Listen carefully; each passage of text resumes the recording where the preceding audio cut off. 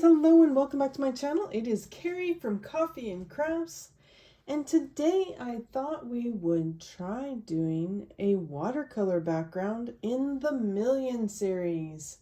The Million series? What do you mean, Carrie? I mean this, the Million Cats, Fabulous Felines to Color, LuLu Mayo. We're going to be using Artistro? I think that's how you say it. Artistro metallic watercolor paints. And then we're going to do a little practice session before we start in the Legion Stonehenge Aqua Hot Press. We'll talk about why and what that is here. All right, so let's get into the video. Okay, before we get started, let's go over our supplies as usual. The first thing is this watercolor paper.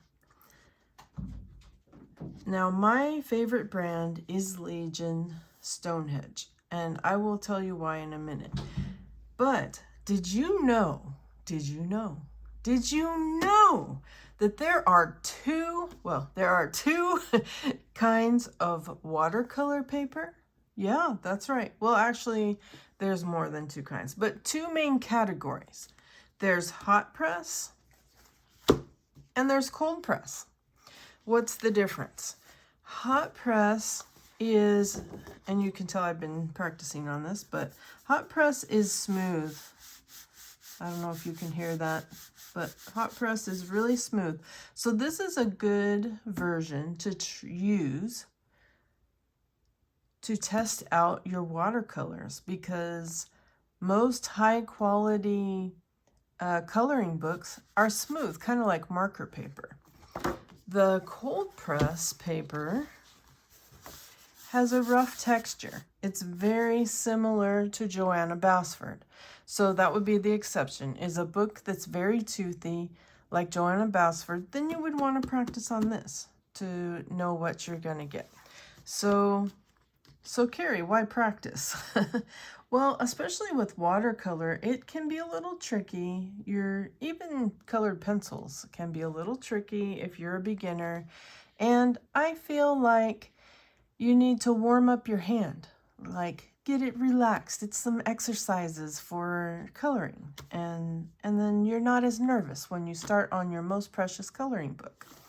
So what is our most precious coloring book today? Well, I will show you. It is the Million series Cats, Fabulous Felines to Color by LuLu Mayo. There are, I'm not sure how many there are. I think like 14 or 15 different versions of this book, and they're all adorable. I love them. I have 3, I think. I have the sea creatures. I have this one. I might have the animals. I believe this was a gift from one of my viewers. So I do have an Amazon wish list. I made it mostly for me so that I can keep track of what things I am interested in trying. But if one of my viewers happens to send me a gift, I would not object. All right, so what are we gonna color in this book? Well, I am really drawn to this page. All the lazy, fat little kitties laying on tree branches. And it would make a nice background to try our watercolor. It is a lot of background, but it's very cut up because of the tree branches and cats. So I think it'll be a good one to try out our watercolor skills. Now, we got to give ourselves permission to mess up, right? Do you have FOMU? Do you have FOMU? I do. Do you have FOMU? What is FOMU? Fear of messing up. So we're going to try to overcome that today. All right, so this is the background that we're going to do. And after much deliberation, I've decided on a color in this set. Now, I discovered this set from Colored by Maya. I think that's the name of her channel, Colored by Maya. And she loves all kinds of crazy things. And I just love her channel. Gives me lots of ideas on how to go outside my comfort zone. But she featured these paints, and after sampling them, I think they are so pretty that I'm going to end up getting the full 48 set. I think so. They're full pans. They're a lot bigger. I don't know if this is a Japanese or foreign product. I'm not sure if... Oh, it does have some info on the back I haven't even looked at. Let's see what it says.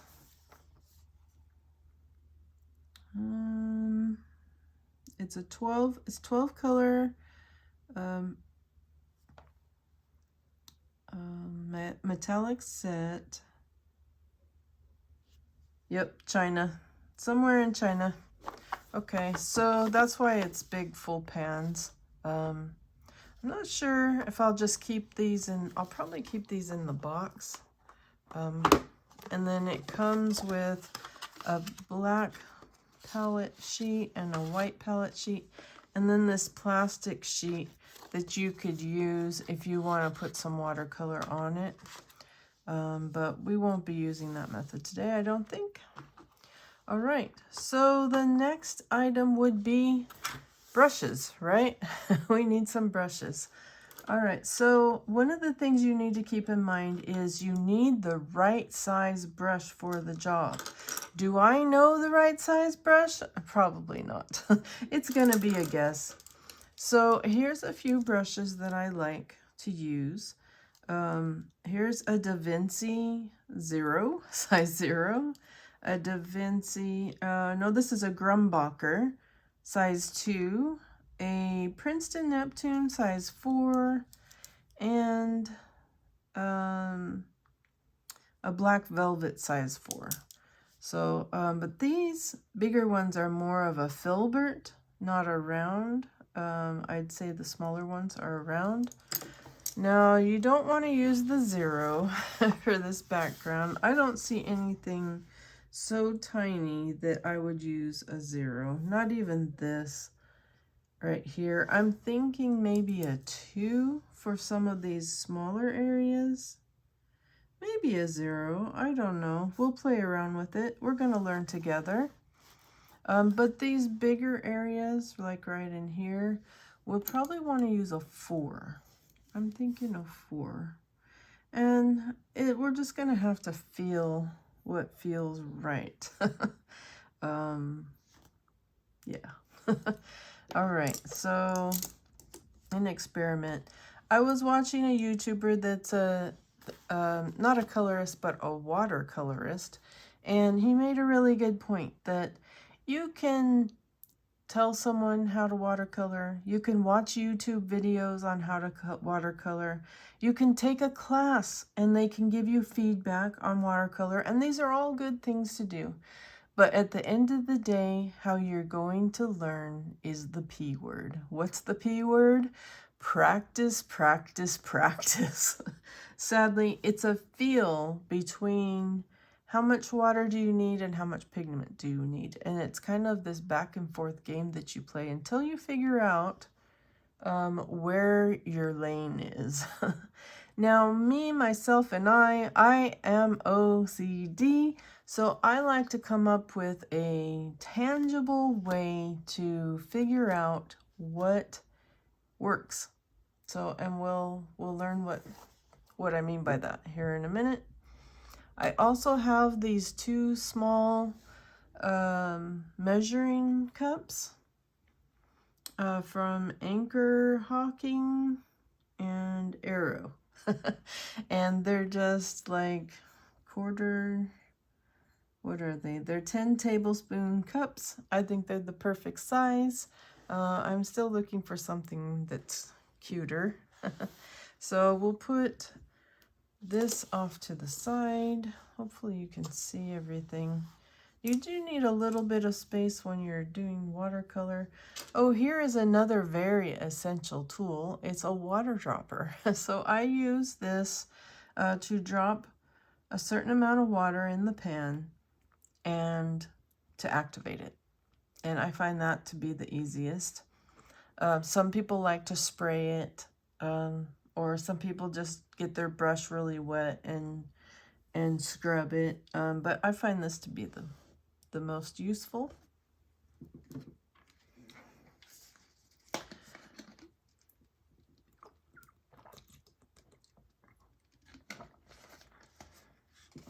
So, going back to our practice book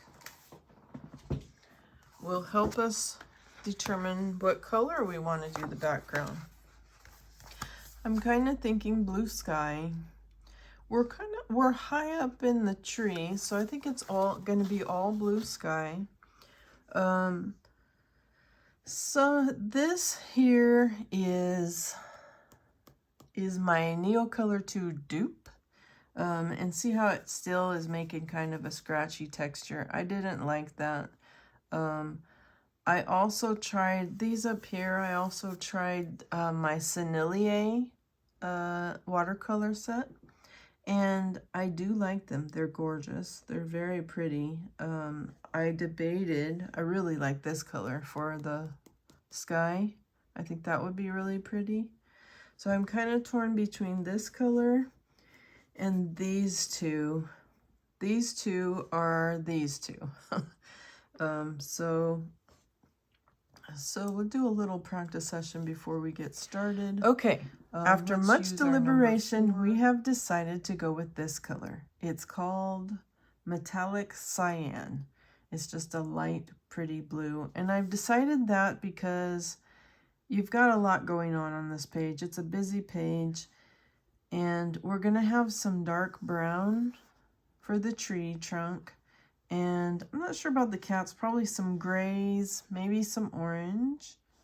But also either green or pink leaves. So you kind of want the sky to be in the background. And I'm thinking a light sky blue would look pretty. So let's go ahead and we've got our dropper full of water. So we're going to do 3 drops.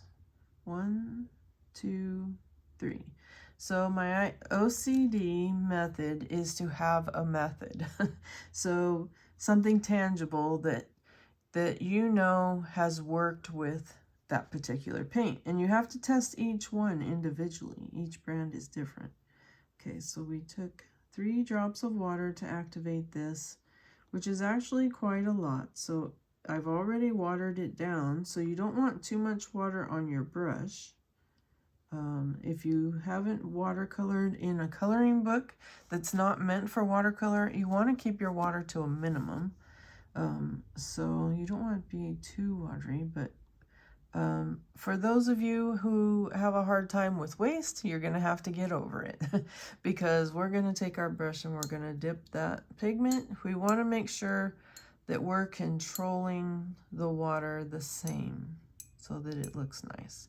Okay, so I've done 2 scrapes, 1 dab, and then dig into the pavement, and that's the pigment, and that's what I have determined works for me. All right, I think what I'm gonna do is I want to put, so that it's not in my way, I want to put this up on top. And then my paper towel will be right here, and my extra brushes will be on the side, and then my water right here. So you want everything to be close and in the right position. Okay, so we're gonna start, let's see, make sure you guys can see. Oh, you can see the whole side. We could start over here, but I think we'll start with 1/2 of the page here. And then, you know, another thing that would be good to do, let's see if I can grab some paper.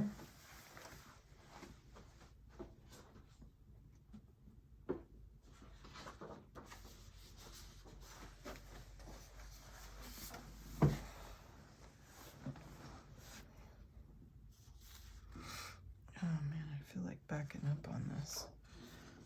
Okay. So another thing that's good to do is to have an oversized sheet of paper underneath here. Now, I know this isn't going to bleed because I've tested it. But what this does is it allows you to run up to the edge of the page without worrying about getting your paint all over the place. All right. Okay, so this is how I have things situated. We'll go ahead and start painting. Here we go. Okay, so that's pretty dense. We're gonna dab that a little bit.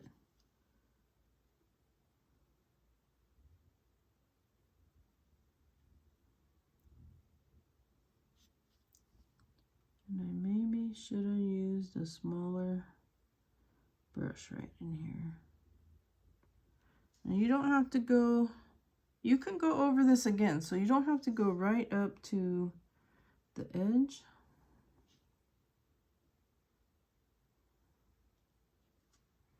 Yeah, I want to use a smaller.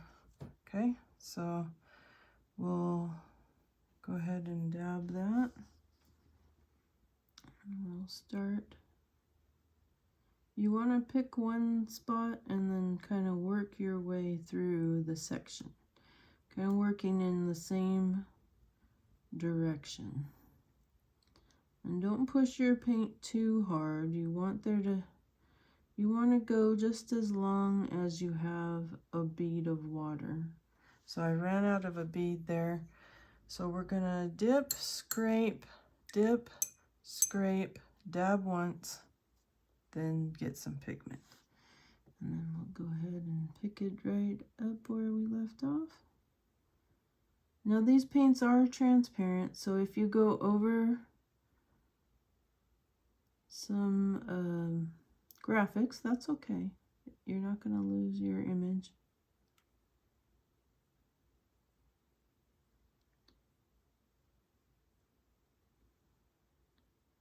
And try not to feel like you have to be perfect. This is a flowing art medium. It is definitely not. I still had a bead, so I took it all the way down. So I've found that it comes out best if you stay with one direction. So scrape two, tap one, get a little more pigment, and go back in. Got a little granulation there. That's just like a little imperfection in the paint. Some people like it. It gives it kind of a textured feel to it. There. And that's that. Now what if you get to the end and there's a little bead of water? You can lift, and when that happens, we'll talk about it. Now, like I said, if it's not perfect, don't worry about it. You can let it dry. You have to let it dry. But once you let it dry, you can go back over it again. All right. So, my style of video is a little bit different than what I've seen on other YouTube channels. I don't fast forward my videos. I don't do voiceovers.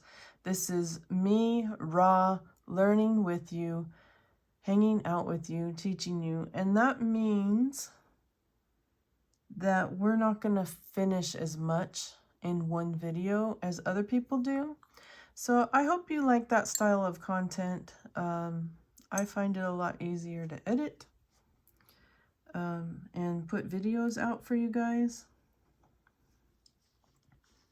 All right, so just so you don't have any expectation of me finishing this whole thing, that is not going to happen. All right, let's see. So let's just start at the top here. We're starting at one end.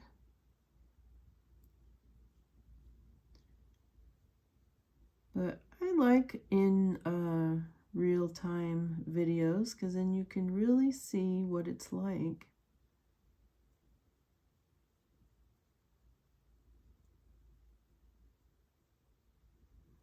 To paint and get these kind of results.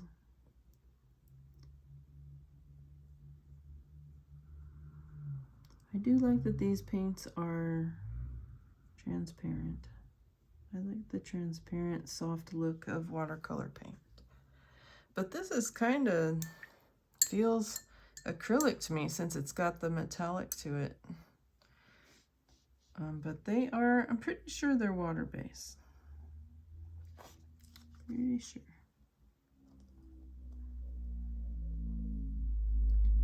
I'm just carefully going around those leaves. See how I've got a bead there? You want to push that bead along. But try not to scrub where you're going in different directions. Try to always be going the same, working in the same direction, and that gives you a nice even wash.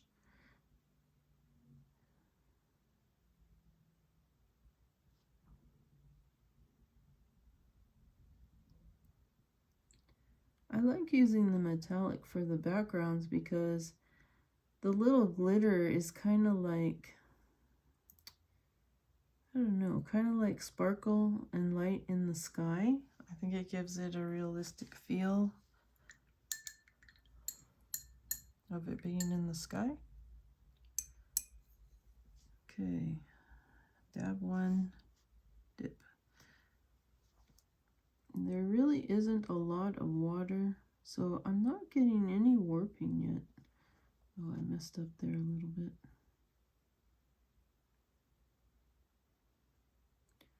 We're just taking that bead of water and we're pushing it down the page. Now I have too much water, so I'm going to show you lifting. So I dried my brush on my paper towel, and then I came in and I'm just dabbing, and it gets rid of that excess water. That's what I love, love, love about watercolor, is that you can fix mistakes. Let's rinse off our brush and dry it. Now I'm wondering, I went over a little bit. Can I lift that?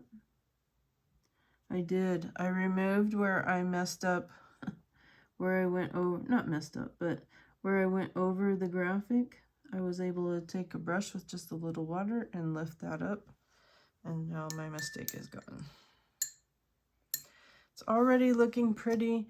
Now, one thing you might notice is laying the book down on your table or surface, whatever you're using, you get a little bit of a glare from the light. So it's a good idea to work with the book a little bit at an angle so you're not getting that glare and you can really see the prettiness of it. I can see the paper is bubbling up right here, but it will relax.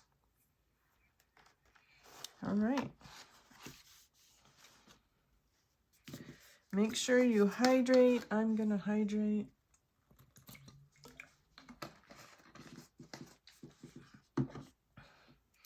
I used to watercolor. I'm not saying I was good, but I used to watercolor and I would get so frustrated because I wasn't really good at drawing.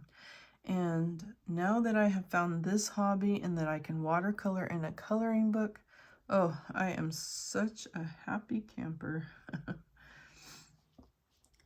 To be able to make art without drawer's block, I guess you'd call it.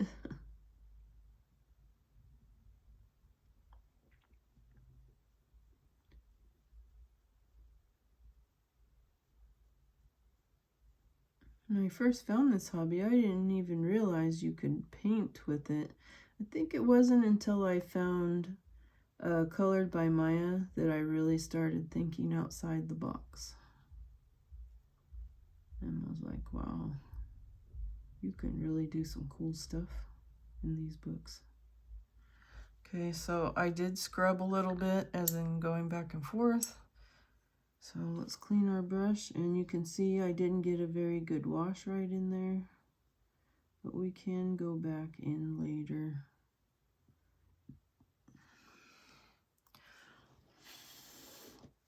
And I got a little too much water.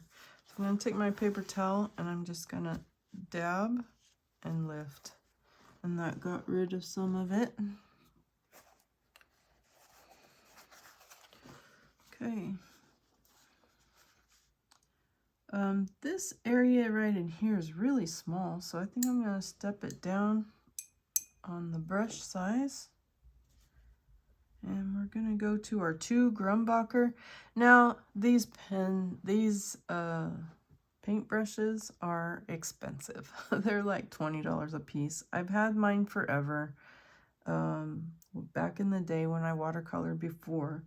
But you don't need anything expensive. You could go down to Walmart, Walmart, Michael's, Joann's, any art store, and just buy something cheap, and it would be perfectly fine. I think the main thing is for it to be a synthetic brush with colored pencils, with coloring books, because natural fibers like water, and you'll end up with way too much water in your paper. So I'm just kind of pushing, since I have it, I'm kind of pushing that bead back over. We're going in this tiny detail with our size 2.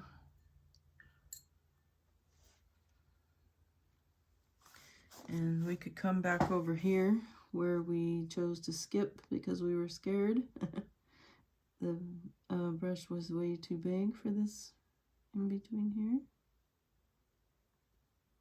So with our size 2, feels right.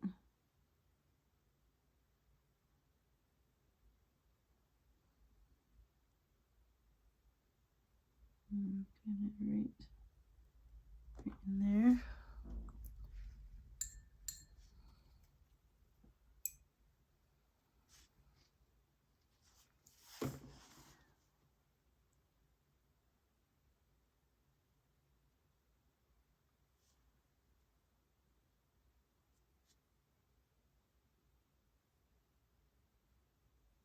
Okay.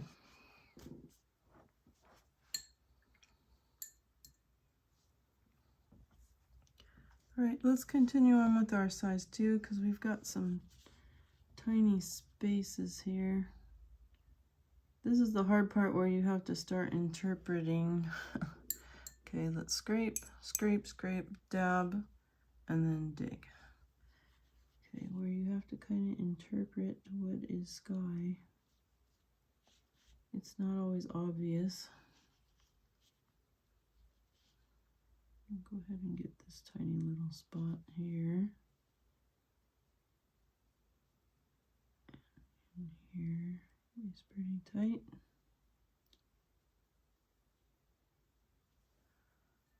Okay.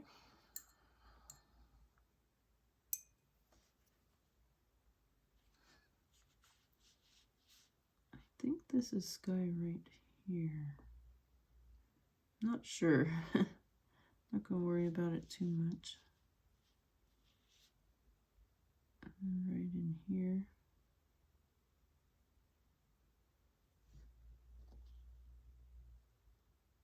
This is going to be hard to get into, so let's just go ahead and put that down.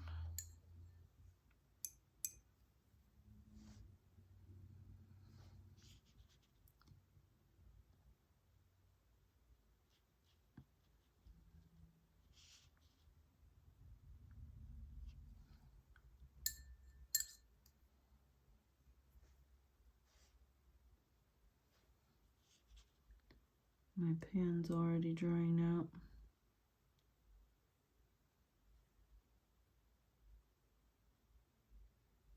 These watercolors are perfect because they don't really maintain a lot of water. They don't hold on to the water.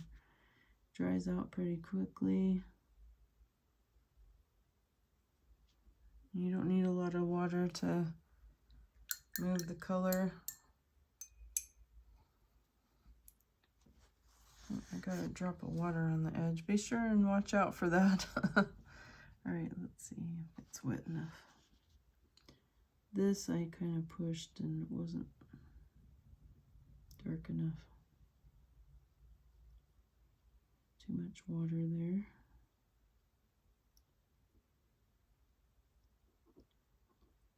So if the colors aren't coming even, that's a really big talent. That's something that's probably, it's going to just take a lot of practice. So just do the best you can. Just do the best you can and not worry about it. All right, we've got some small spaces in here, so we'll stick with our size 2.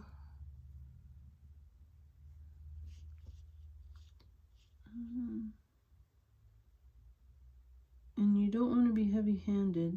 The more pressure you put on the brush, the fatter the brush will be, the wider the stroke will be, and you'll end up putting too wide of a stroke of paint down. Okay, so we're just working our way out of these tight spaces so that we can switch to a bigger brush.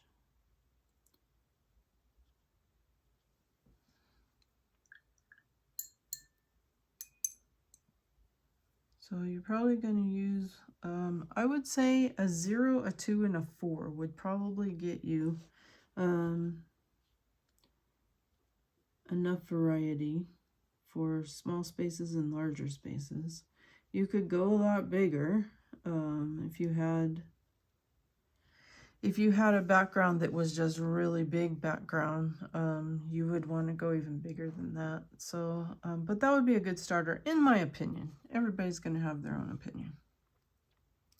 All right, now we'll do this little corner with our number 4. So we dip.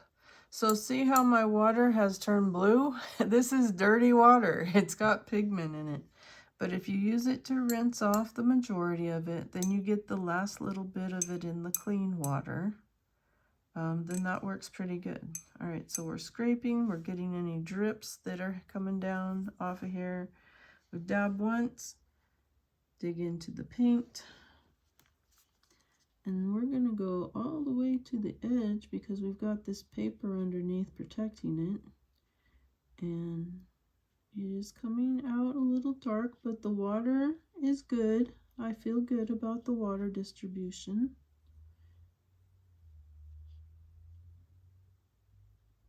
It is a little darker, but you can lift that later. You want to wait till it dries before you lift, unless it's a little mistake you're trying to fix. I've just made a couple. But yeah, you don't want to be heavy-handed. You want to be gentle. Oh, this stuff is so pretty. Thank you, Colored by Maya, for introducing me to metallics. Okay, so I see a little mistake. Let's rinse. And then, so I just have water on the brush, and then I'm just scrubbing a little bit off of that leaf, and it came up. Yeah, that's looking good. It's important. You get so close to your art, you can't see the forest through the trees. So it's important to step back, take a step back, and take a look at what you've done as a whole. Oh, and you can see that glimmer. I'm tipping the page. Oh, that's so pretty. This is going to be such a pretty page. I love it. It won't be a lot of colors, but I like that. I like a minimal palette. All right, so we have time to do just a little bit more, and then we'll pick it up again on the next episode. And I won't wait as long to put an episode out. I'm so sorry. It's been almost a week, and I couldn't believe it when I saw that. But it's just been a really rough week for me. My job is restructuring. My whole work circumstance is changing, and I've been having a lot of connection problems, and it's just been a bad week. And I just couldn't concentrate on a big project like this. So I've been doing, I don't know if you caught my short, but I wanted to throw something out there to show you guys I'm still coloring. I'm still here with you. That was too much water. So we'll just push it out. And maybe dab. We dab. Get rid of this bead. It's way too much water. So if you can see a puddle of water, you made a mistake. You need to back up. You need to dab it off. Okay. Come up here just gently under this branch.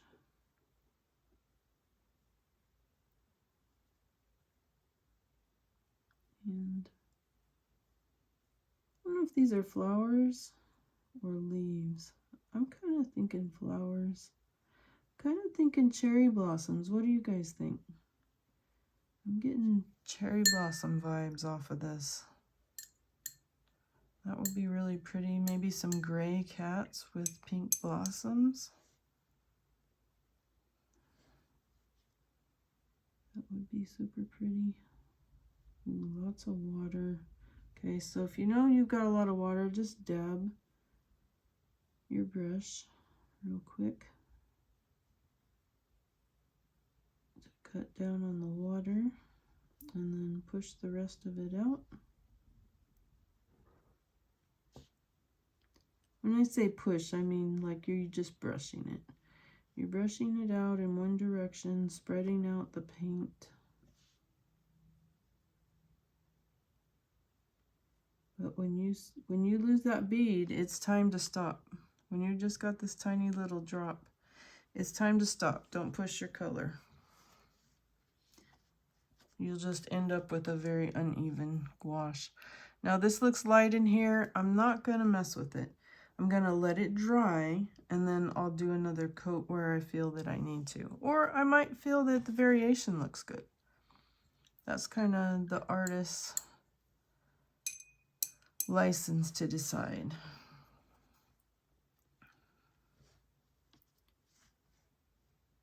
Oh, he's got a big yawn. That's so cute. I just love kitties. I love my kitty. I love your kitties. I love everyone's kitties. They are just bring a lot of joy. I hope you have the circumstance to own a cat. My cat Alex, he cracks me up. We got him a new cat bed next to my desk. Hopefully he won't be jumping in my lap all the time. But he's got used to it, and he has a million positions that he's trying out. Okay, so I'm pushing a little too far here. And I can see the papers bubbling a little bit. We're gonna stop that area there.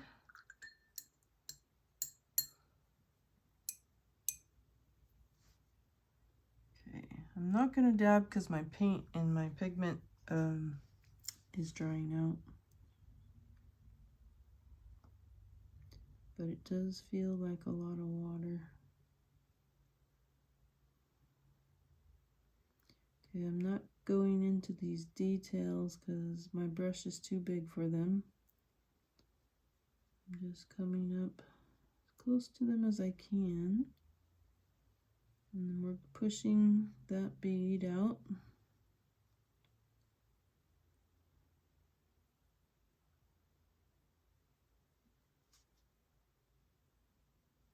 I think after you practice for a while, you could probably get in there pretty good with a larger brush.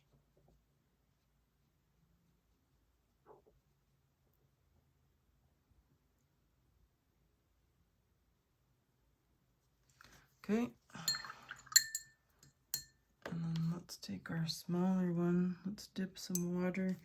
And I got a little over on this one, so we're just pushing that out.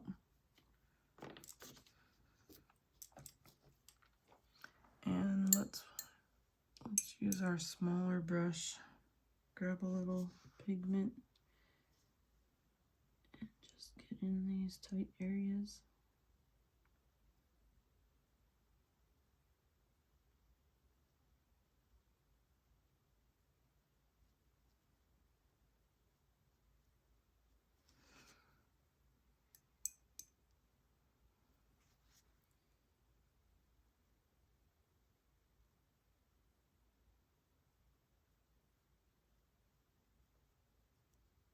I'm trying to push that out and even it.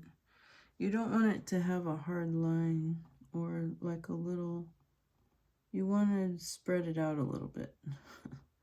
You don't want a change in color just in one little spot.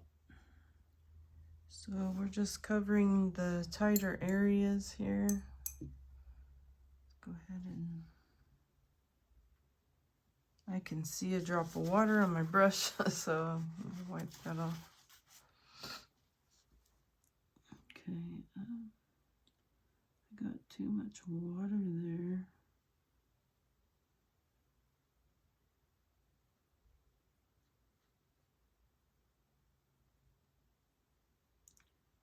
But it's got plenty of pigment, so we're pushing it down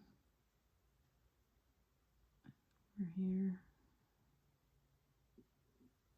And we'll just dab our brush and then lift that little bead up. And right here.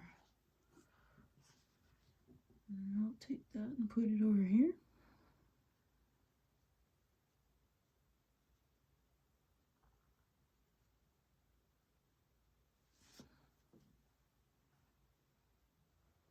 Yeah, that's looking good.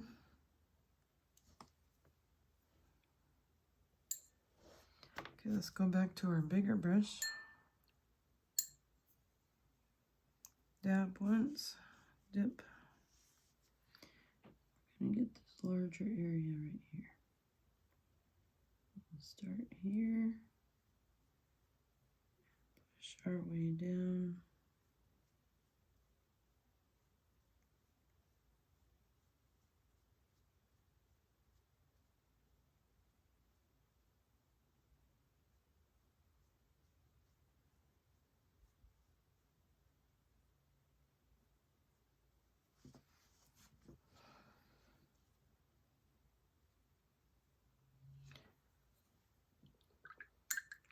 So what's cool about this over pastels, we don't have to fix it.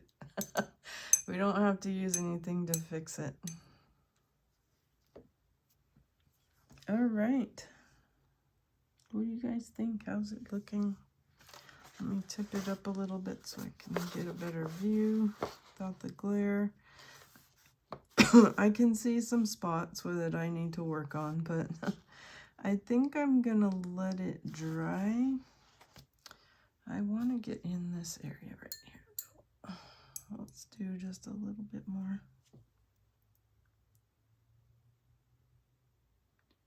So right there and right in here, I didn't get very close.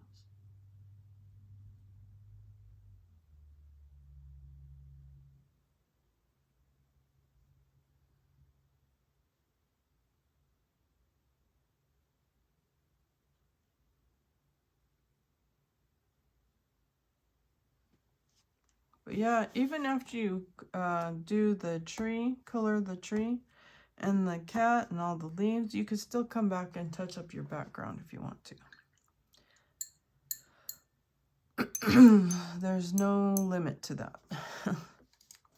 All right, let's take a little step back.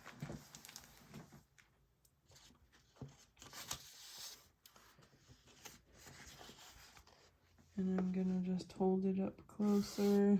You can see the sparkliness of it. Yeah, I think it gives it kind of a lighted effect. But yeah, it's coming out really pretty. And put it up close to the camera. You can kind of see my unevenness right there. But it's still drying, so we'll see what it looks like next time. And we can touch it up a little bit too. But that's kind of watercolor too. It's kind of flowy and not perfect. So, did it bleed? Did it bleed? No, it did not. The paper is a little wrinkled, you can see, but not bad. Not horrible. Oh, I think we're going to stop the video there. and pick this up next time. If you liked the video, please like the video. If you would like to see more content, please subscribe, hit that bell, and thanks for watching. Bye, everybody.